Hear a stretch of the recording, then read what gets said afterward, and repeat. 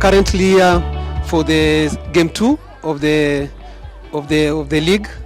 As you see, we are at Restoration Grounds, where under 13 are participating, competing. The under 15 will be competing tomorrow at Nakel Grounds. So today basically we are dealing with under 13. The requirements are you have the right players age category. There are forms that you will fill, and they have to meet the requirements for your team to join.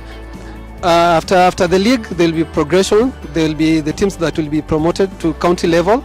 Also, there is a select team that will be elite team that will go and compete with other county level in other counties. So there will be a selected team from Kajiado, as that will be named elite team from Kajiado. Yeah. Actually, the federation has the under 13 only, under 13 category for the girls, of which we are working on it with the Kajiado women rep, football women rep, and we are looking forward. So far we have around 4 teams, yet we are going to establish them. But for now, we are allowing girls, around 3 girls, to play in the under 13 boys team. The benefits of the players will be getting the platform of expressing their talent and getting that exposure to meeting different players. Apart from that, they'll be getting the hierarchy of development of the federation, where they'll play under 13, under 15, under 17, under 20, under 23 senior team. I think that will be the benefit of the players. Apart from that, they'll be scouting. That means we'll be identifying the best players in each and every team that will be selected into the elite team, Kajiado North, that will go and play with other teams, other elite teams. Apart from that, the coaches are going to benefit from the federation. The federation are looking forward to organize a course or a training for FIFA Connect. There's a program called FIFA Connect. This one is registering the clubs or the teams will be registering their players through FIFA Connect, which is where the players will be registered. Well, the players will be registered to the level where they'll be recognized in FIFA. Apart from the FIFA Connect will help the teams to protect their players in case of any transfer. They say the coaches will be having a say in their players, since they are part of the development of the players. Apart from that, the federation is looking forward to organizing some coaching courses to equip our coaches, or pertaining the coaching courses, and equipping them with the skills.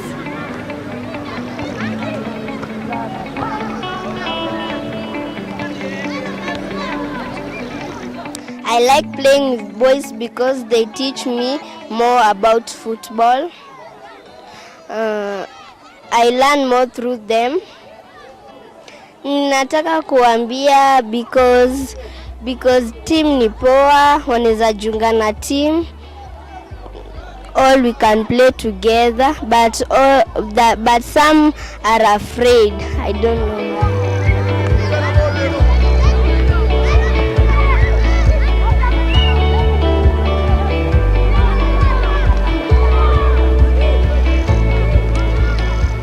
Kwa leo mimi nasema leo watu wana enjoy.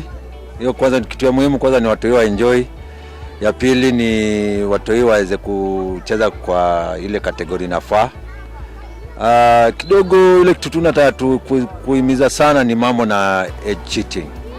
Age cheating, we must be serious on it, na lazima tuchezeshe the right age.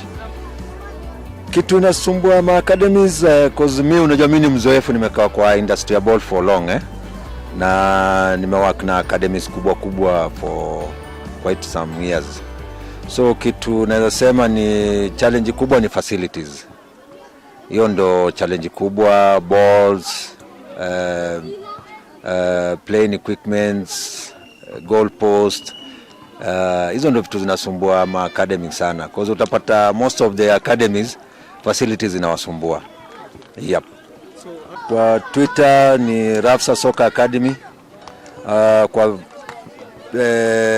Facebook ni Rafsa Soccer Academy ama Soccer Club.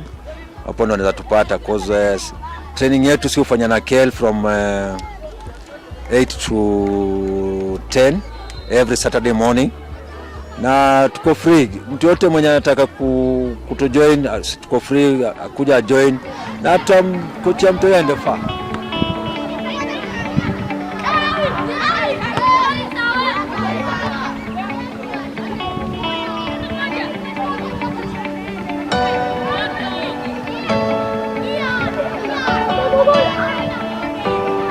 The tournament so far so good.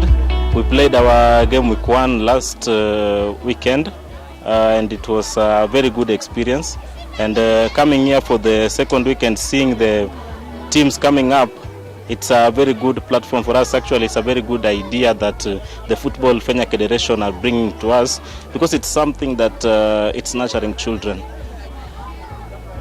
According to what our youth chairman has briefed us before we started the matches today, they have already made suggestions to the Football Kenya Federation, so, what they want us implemented, what we want them to do for us as Kajiado North.